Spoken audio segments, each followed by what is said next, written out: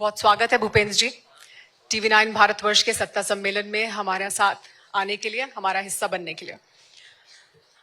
भूपेंद्र जी, ये कहा जाता है कि भूपेंद्र यादव जी नेपथ्य के हीरो हैं, उन्हें नेपथ्य के नायक हैं। पर्दे के पीछे रहकर आप पार्टी के लिए बहुत मुश्किल परिस्थितियों में या चुनौतीपूर्ण परिस्थिति उन्हें कहें, उससे आप बाहर निकाल लाते हैं। चाहे वो मध्य प्रदेश का चुनाव हो, चाहे वो महाराष्ट्र का चुनाव हो, उड़ीसा का चुनाव हो, तो ये कैसे होता है, ये कैसे संभव हो पाता है?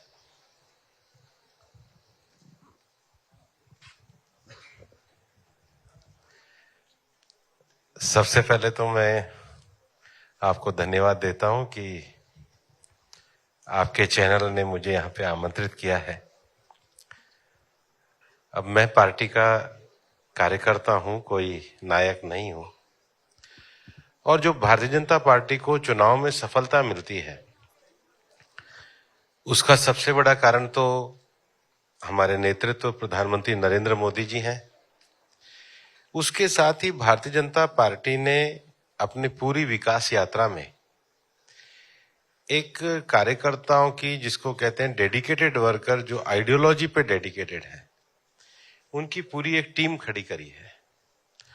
और इसलिए किसी भी चुनाव में सफलता मिलती है तो हमारे लाखों कार्यकर्ताओं की मेहनत के कारण वो सफलता मिलती है, जो एक ही विचार और थ्योरी को लेकर के देश में चलते हैं, नेशन फर्स्ट। ये उन सब विचार के प्रति प्रतिबद्ध कार्यकर्ताओं की जीत होती है, किसी एक व्यक्ति की नहीं। लेकिन उसमें नेतृत्व की अहम भूमिका होती है। सफलताओं की अगर बात करें तो हाल ही में एक बड़ी सफलता बीजेपी को मिली जब दिल्ली में बीजेपी ने जीत दर्ज की, और उसमें एक अहम मुद्दा था कि किस तरह से ये वायु प्रदूषण हो रहा है या यमुना का प्रदूषण हो रहा है, ये एक अहम मुद्दे थे। अब डबल इंजन की सरकार है, यही वादा किया गया था कि डबल इंजन की सरकार होगी तो जल्दी काम होगा। तो कैसे राहत मिलेगी दिल्ली के लोगों को और कितनी जल्दी? एयर पोल्यूशन को लेकर लगातार हम लोग काम कर रहे हैं। और अगर आप देखेंगे भी कि दिल्ली में पिछले 4 सालों में जो मोस्ट पुअर कैटेगरी के डे होते थे, उनकी संख्या में कमी आई है। यमुना की सफाई भी एक बड़ा मुद्दा था। पिछली बार जो सरकार अपनी एंटी इनकम्बेंसी में गई है, वो काम से ज्यादा विज्ञापन करती थी। अब जो सरकार है वो सीरियस काम कर रही है। और जो विषय हमने पिछले एक लंबे समय में नेशनल एयर क्वालिटी मिशन को ला करके जो किए हैं, मुझे लगता है कि रेखा गुप्ता जी के नेतृत्व में दिल्ली की सरकार उस पे जिस ईमानदारी से उन्होंने काम करना शुरू किया है, हम इस समस्या को और सुलझाने में सहायक सिद्ध होंगे। तो जल्दी ही वायु प्रदूषण, जल प्रदूषण से दिल्ली वालों को निजात मिलने वाली है। लेकिन जलवायु परिवर्तन एक बड़ी समस्या है दुनिया के लिए भी और भारत के लिए भी। इसमें विकसित देशों को हिस्सेदारी लेनी चाहिए। डोनाल्ड ट्रंप आए हैं, वो अलग रुख रखते हैं, वो कितना चुनौतीपूर्ण है? जलवायु प्रदूषण नहीं, जलवायु परिवर्तन का विषय है। जलवायु परिवर्तन का अर्थ यह है कि जितना कार्बन एमिशन होता है, उसके कारण धरती का तापमान उतना ही ज्यादा बढ़ेगा। दुनिया भर में जो विकसित देश हैं, जो डेवलप्ड कंट्रीज हैं, उन डेवलप्ड कंट्रीज को ये जिम्मेदारी है कि उन्होंने एक लंबे समय के अपने डेवलपमेंट के कारण हिस्टोरिकली काफी ज्यादा कार्बन स्पेस को उन्होंने घेरा भी है। और इसलिए उनकी जिम्मेदारी बनती है कि चूंकि वो कार्बन स्पेस को घेरने के कारण उन्होंने जो डेवलपमेंट हासिल किया है, उसके लिए अपना फाइनेंशियल सपोर्ट डेवलपिंग कंट्रीज को दें और टेक्नोलॉजी ट्रांसफर करें। अब बाकी सारे विषय जो हैं, ये दुनिया भर की जो बहुपक्षीय वार्ताएं हैं, उनके मुद्दे हैं। दुनिया इस संकट से लड़ाई लड़ रही है। इसमें क्लाइमेट चेंज के कारण टेम्परेचर राइज का इशू भी है, जमीन के डेजर्टिफिकेशन का इशू भी है, बायोडायवर्सिटी के लॉस का इशू भी है।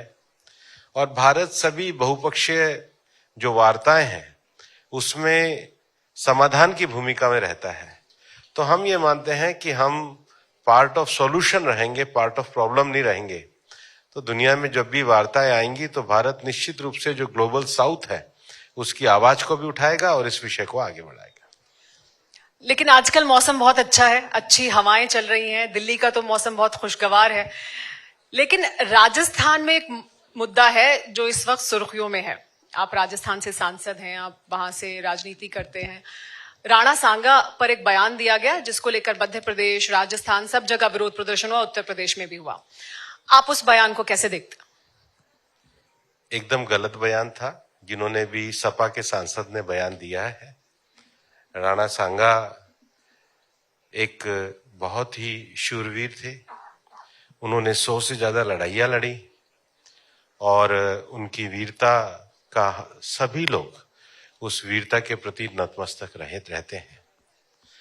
मुझे लगता है कि केवल जिस प्रकार के बयान समाजवादी पार्टी के सांसद दे रहे हैं और जिस प्रकार से उन बयानों पे कांग्रेस चुप है, कांग्रेस वाले भी इस तरह के बयान दे रहे हैं, ये इस बात को दर्शाता है कि इनकी जो मानसिकता है वो ठीक नहीं है। और इतिहास के जितने भी विषय हैं, इस पर जिनके पास इतिहास का ज्ञान नहीं है वो ना बोले तो अच्छा है। हम अपने देश के नायकों का सम्मान करते हैं और उनसे प्रेरणा लेके आगे बढ़ते हैं। ये बयान जो है ये निंदनीय है। आजकल इतिहास, आप कह रहे हैं इतिहास का ज्ञान ना हो तो उस पर बात ना करें, लेकिन आजकल इतिहास की बहुत बात हो रही है और इतिहास में जो पीछे चले गए लोग उनकी बहुत चर्चा हो रही है। बिना ज्ञान के बात हो रही है। आज जी बहुत चर्चा हो रही है। औरंगजेब 300 साल पहले मर गए, लेकिन औरंगजेब मरता क्यों नहीं है? वो बार बार जिंदा हो जाता है। फिर बहुत सारी टीस ऐसी हैं जो लोगों के मन में रहती है। नया हम बनाना चाहते हैं और इसलिए नया बनाने के लिए पुरानी चीजों से सबक लेना चाहिए। एक व्यापक दृष्टिकोण सबका होना चाहिए।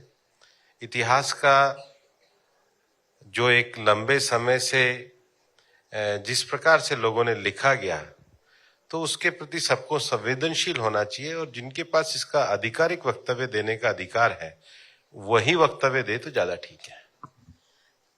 आपको लगता है कि हर कोई क्योंकि बयान देने लगता है तो अलग अलग तरह के पक्ष सामने आने लगते हैं और विवाद बढ़ता जाता है? क्योंकि सोशल मीडिया का जमाना है और सोशल मीडिया के जमाने में कुछ चीजें अनकंट्रोल्ड है, लेकिन मेरा ये मानना है कि इतिहास की सच्चाई सबके सामने आनी चाहिए और इतिहास की सच्चाई के आधार पे सबको उसके बारे में जो भी धारणाएं बनती हैं उसमें थोड़ा संतुलन रखना चाहिए, लेकिन इतिहास की जो वास्तविक सच्चाइयां हैं उससे मुंह भी नहीं छिपाना चाहिए। लेकिन फिर क्या इतिहास के साथ वो सही न्याय होगा कि ये कहा जाए कि अब कब्र ही खत्म कर देना चाहिए, मिटा देना चाहिए, सामने रहकर उससे सीख लें, या उसे खत्म कर दें पूरी तरह? मैं तो इस बारे में कोई आधिकारिक व्यक्ति हूं नहीं, जो बयान दे रहे हैं उनसे आप पूछिए। जब विवादों की बात हो रही है और आजकल जो विवाद उठ खड़े हुए उसमें ईद, होली, हर मुद्दे पर विवाद शुरू हो गया है कि ईद की सेवैयां खाओगे तो आपको गुजिया भी खानी है, नमाज कब पढ़ी जाएगी, जुमे की नमाज हो या होली का मुद्दा हो। तो ये विवाद, पहले इस तरह के विवाद नहीं बहुत समय तक देखे नहीं गए होने चाहिए और अब हो रहे हैं, तो क्यों ये हो रहा है? त्योहार सबको मिलजुल करके मनाने चाहिए, त्योहार सबके होते हैं, त्योहार में संकीर्णता नहीं होनी चाहिए।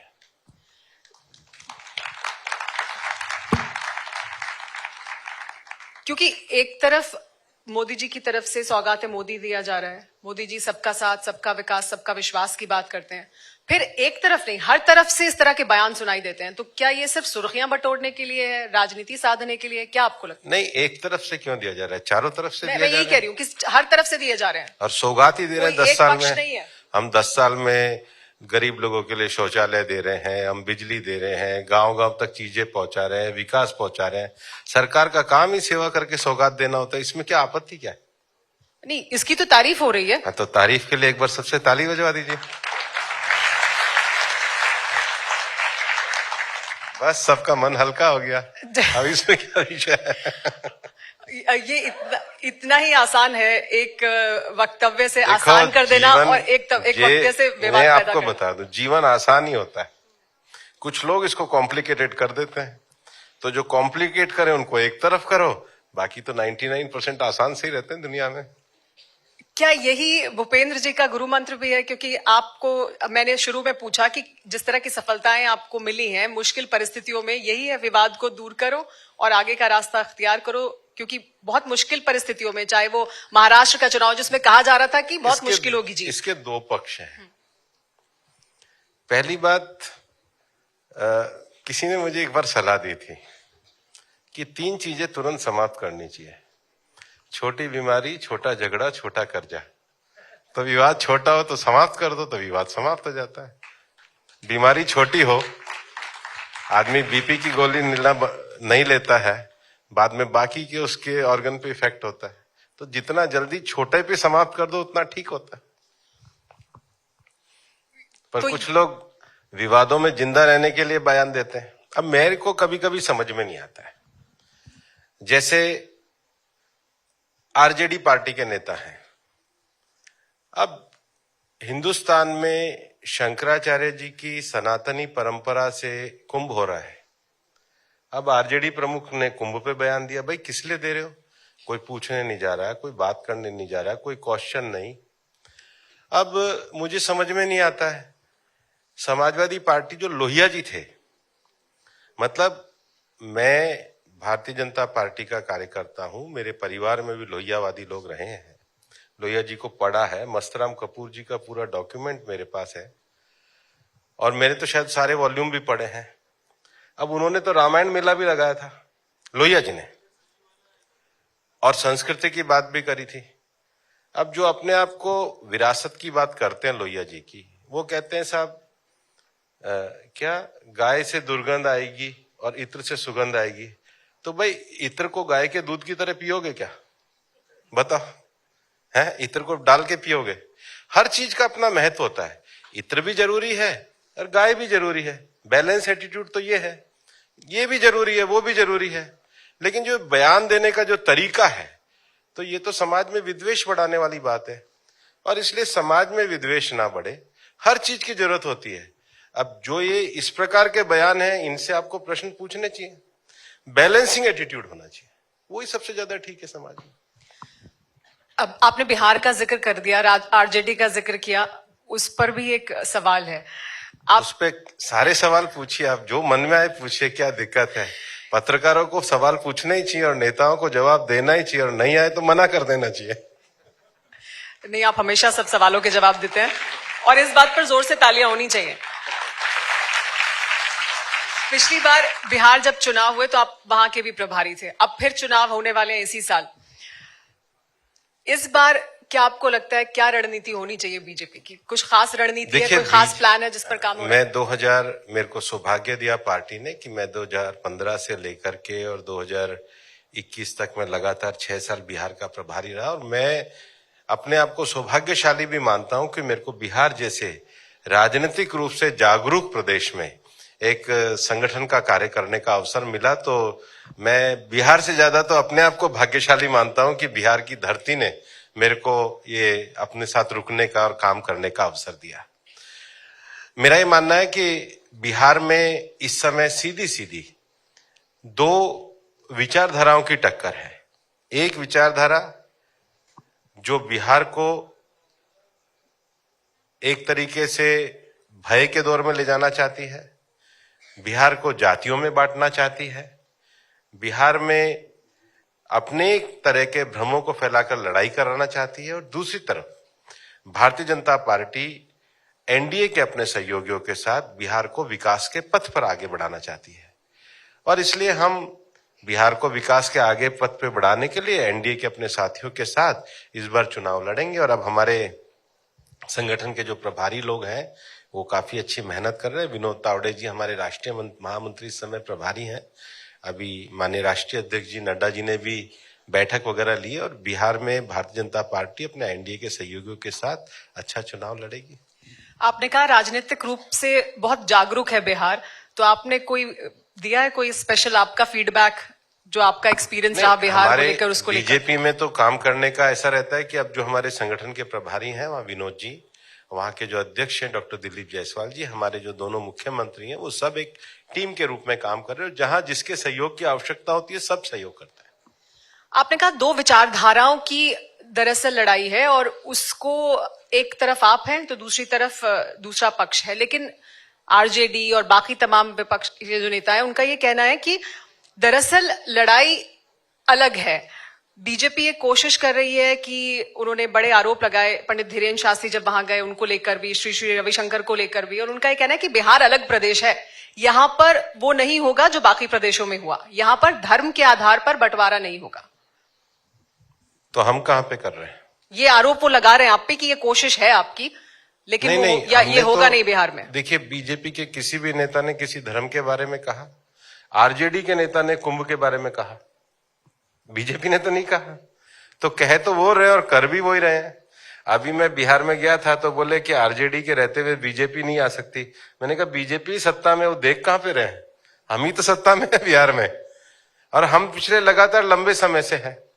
और जहां तक विचारधाराओं की बात है, देखिए, हिंदुस्तान की राजनीति में आज भारतीय जनता पार्टी को अपने एक पीढ़ी के लगातार त्याग के बाद आज राजनीति के केंद्र में आने का अवसर मिला है। बीजेपी जो 1950 में जनसंघ की स्थापना के समय में कहती थी, वही आज 2020 के साथ कह रही है। बीजेपी ने जो 25 साल पहले एनडीए की स्थापना करी, वही एनडीए आज भी 25 साल बाद कायम है। और दूसरी तरफ विचारधारा देखिए, जो उन्होंने क्या यूपीए बनाया था, वो यूपीए का ही नाम बदल के अब उन्होंने इंडिया रख दिया, और इंडिया के भी इनके कई तरह के भाग हो गए। तो जो लोग अपने नाम को भी संभाल के 10 साल नहीं रख सकते, तो विचारधारा की ये लड़ाई है कि जिनकी साख नहीं है और जो देश को चलाने की साख रखते हैं, जिनकी बार बार विचारधाराएं बदलती हैं, जो अपने सातत्य के साथ काम करते हैं, जो एक दुकान बंद होने के बाद नए साइन बोर्ड के साथ आते हैं, और जो अपने साइन बोर्ड पर ही तीसरी बार भी चुनाव लड़कर जनता का विश्वास लेके आगे बढ़ते हैं, वही बीजेपी की विचारधारा है। और इसलिए दूसरी विचारधारा से इन्हीं मूल्यों पे हमारी लड़ाई है। भूपेंद्र जी, बीजेपी को नीतीश कुमार के साथ, जेडीयू के साथ जाने में फायदा है या अकेले जाने में ज्यादा फायदा है? क्योंकि आपकी लगातार सबका साथ सबका विकास का अर्थ ये होता है कि जो एनडीए के साथ ही हम सबके साथ ही जाते हैं। लेकिन बीजेपी का लगातार लोगों के बीच जो वोट प्रतिशत है, जो पहुंच है, वो लगातार बढ़ती रही है। पिछले हर चुनाव में बीजेपी का ग्राफ ऊपर की ओर गया है। तो फिर अब नहीं लगता कि बीजेपी को अपने दम पर अकेले आगे आना चाहिए? क्या वो ज्यादा फायदेमंद होगा रणनीति के लिहाज से बीजेपी के लिए? हम अपने साथियों को साथ लेकर के चलते हैं और साथियों के साथ ही आगे बढ़ेंगे। भूपेंद्र जी का ये भी एक मंत्र है कि वो बताएंगे नहीं हमें। जाहिर सी बात है, आप अपनी रणनीति यहाँ नहीं उजागर बताने की जरूरत नहीं है। देखिए, हमने शिवसेना को नहीं छोड़ा। शिवसेना ने के जो एक ग्रुप गया, लेकिन बाद में जो शिवसैनिक जो मतलब सही तरीके से बाला साहब की विचारधारा में विश्वास रखते थे, वो हमारे साथ थे। हम सबके साथ चले। हमारा जदयू के साथ एक लंबा गठबंधन है। और भारतीय जनता पार्टी, प्रधानमंत्री जी का एकदम, उन्होंने जब दूसरी बार सरकार में आए थे तो उन्होंने कहा था कि नेशनल एम्बिशन और रीजनल एस्पिरेशन को साथ लेकर के चलती है। हमारे बीजेपी के साथ जो भी सहयोगी दल है, बीजेपी गठबंधन धर्म में विश्वास करती है, सबको साथ लेकर के चलते हैं। इसमें कोई छुपाने की क्या बात है? साथ लेकर ही चलते हैं हम अपने साथियों को। नहीं, बिल्कुल लेकर चलते हैं, लेकिन बीजेपी बड़ी होती जाती है और साथी छोटा होता जाता है। ये आरोप लगाता है विपक्ष कि वो छोटे होते जाते हैं। हम दोनों बड़े होते हैं, हम भी बड़े होते हैं और हमारे साथी भी बड़े होते हैं, और हम खुद भी बड़े होते हैं। सबको बड़ा करने के लिए चलते हैं, और हमारे बड़ा करने के पीछे देश को बड़ा करने का भाव है। देश सबसे बड़ा होना चाहिए, ये बीजेपी का भाव है। नीतीश जी जब वापस साथ आए तो उन्होंने कई बार ये बात कही है, हर मंच से कहा है कि नहीं, मैं अब हमेशा के लिए रहने के लिए यहाँ आया हूं, मैं कहीं नहीं जाने वाला, ये साथ रहेगा। आप भी ये कह रहे हैं, पीएम भी ये कह चुके हैं, हर जगह से बात कही गई है। लेकिन हाल ही में नीतीश जी पर व्यक्तिगत तौर पर बहुत हमले किए जा रहे हैं, उनकी सेहत को लेकर सवाल पूछा जा रहा है, और ये एक मुद्दा बनता जा रहा है बिहार में। क्या आपको लगता है ये मुद्दा बनेगा इस बार के चुनाव में? और ये एक लगातार हमला है जो नीतीश कुमार जी पर हो रहा है, उनकी सेहत को लेकर चिंताएं हैं? देखिए, आरजेडी कुछ भी कर ले, उनकी बात के पे कोई विश्वास नहीं करता है। नीतीश जी बहुत सम्मानीय नेता है और हम उनका पूरा सम्मान करते हैं। विपक्ष की बात हो रही है तो राहुल गांधी जी की भी बात कर लेते हैं। संसद में वो लगातार ये आरोप लगा रहे हैं कि उनको बोलने नहीं दिया जा रहा, विपक्ष की आवाज को दबाया जा रहा है। वो तो 45 मिनट भाषण दिए थे, तो कहाँ किसने रोका था? वो तो ये आरोप लगाते हैं मेरा माइक बंद कर देते हैं। कहाँ माइक बंद करते हैं? माइक बंद करते तो आवाज कैसे आती है? बोलते हैं तभी तो माइक की आवाज आती है, तभी तो पत्रकार सुनते हैं। तो बिना माइक की आवाज की कौन बोलता है? वो बोलते हैं, उनकी बहन बोलती है, उनकी पार्टी के लोग बोलते हैं, भाषण देते हैं, और अंदर भी बोलते हैं, बाहर भी बोलते हैं। कौन रोकता है उनको? हाँ, वो बाहर तो आके ये कहते हैं कि अंदर नहीं बोलने दे रहे हैं। लेकिन भूपेंद्र जी, जब हम बिहार की बात कर रहे हैं या बाकी तमाम प्रदेशों की मैंने बात की जिसकी जिम्मेदारी आपको मिली और वो जिम्मेदारी आपने बखूबी निभाई भी और सफलताएं दिलाई, अहम जिम्मेदारियों को निभाते हुए मुश्किल परिस्थितियों में एक सफलता दिलाई पार्टी को, तो प्रदेशों के स्तर पर आपने ये किया है, राष्ट्रीय स्तर पर भी ये जिम्मेदारी मिलेगी तो उसी तरह से आप आगे बढ़ेंगे? नहीं, मेरे को पार्टी ने दी, राष्ट्रीय स्तर पे 11 वर्ष तक राष्ट्रीय मंत्री और महामंत्री बना के रखा। पार्टी तो देखिए, जब आप पार्टी के कार्यकर्ता के भाव में हो तो पार्टी जो जिम्मेदारी देती है आदमी काम करते हैं।